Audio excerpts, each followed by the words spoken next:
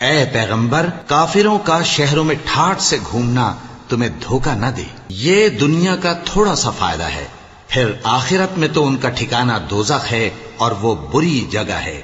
लेकिन जो लोग अपने परवरदिगार से डरते रहे उनके लिए बाग हैं जिनके नीचे नहरें बह रही हैं और वो उनमें हमेशा रहेंगे। ये अल्लाह के हां से उनकी मेहमानी है और जो कुछ अल्लाह के हां है वो नेकूकारों के लिए बहुत अच्छा है। और बाज अहले किताब ऐसे भी हैं जो अल्लाह पर और उस किताब पर जो तुम पर नाजिल हुई और उस पर जो उन पर नाजिल हुई ईमान रखते हैं और अल्लाह के आगे आजिजी करते हैं और अल्लाह की आयतों के बदले थोड़ी सी कीमत नहीं लेते। यही लोग हैं जिनका सिला उनके परवरदिगार के हां तैयार है और अल्लाह जल्द हिसाब लेने वाला है।